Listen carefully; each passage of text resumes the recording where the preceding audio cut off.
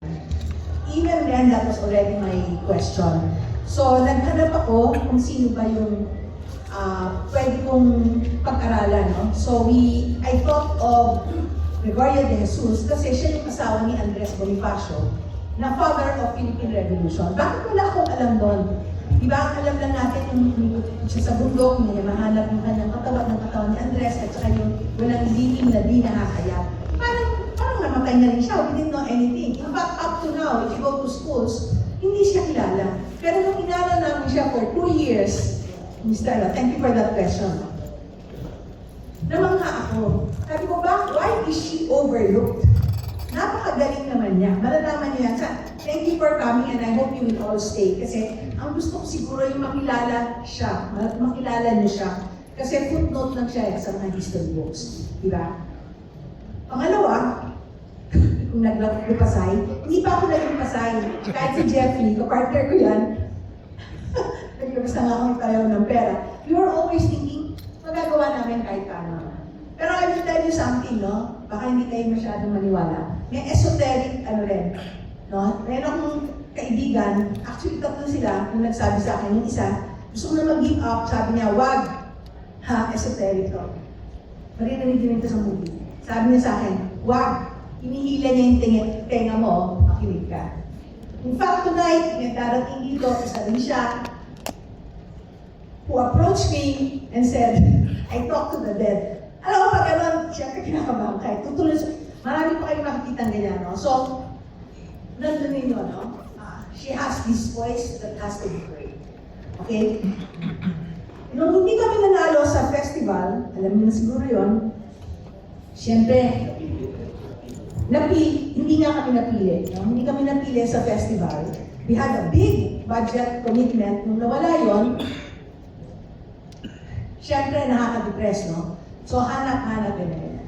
I even gave it to a woman director who had a producer pero hindi natuloy, no? Pero sabi ko, ayoko na rin maghanap ng mag-pro-produce na baka, kasi nag-give up nung hindi nakapasok sa festival. Eh. Kasi alam niyo naman ang festival natin, that's where where money can be made, di ba? Sabi ko, yun talagang naniniwala niya sa project. Kaya it took also 12 years, no? Kasi hindi ko na alam kung anong format, kasi pag feature pa rin yung film, ang gastos talaga. No? So at first, I thought documentary. Okay? Pero ayoko yung straightforward na documentary kasi hindi ganun karami ang nanonood nun. Kasi talaga, marinig ang boses niya. No? So naghahanap rin ako kung ano yung treatment. And then I met Arjan Marabella. So nag-pitch siya. Yung una niyang pitch, unang-una, kung nakita niyo na yung teaser nito, nandun yung start image ni Lovie na sa initiation. At second, pinasok na rin yung esoteric parts. Ibig sabihin, naniniwala siya. No? Naniniwala siya. In fact, pag narinig ko siya, kasi ginawa niyang meta-docu-fiction film. Pag narinig niyo, marapanood niyo, makikita niyo rin yung sentimento. And I thought, this was it. Noong 2024, sabi ko, nalaman ko 150th year na ni Oriam, sabi ko, kailangan matapos na natin. Tatanggapin ba? Sabi ko. Kasi kung hindi, i-retire ko na talaga to kasi I had been on my mind for so long. I have been shooting documentaries, interviews, etc. etc. When NHCP partnered with us, no, I was so thankful. No, they're here, no? There are many representatives from the National Historical. I did not know na napili siya na i-commemorate nila this year.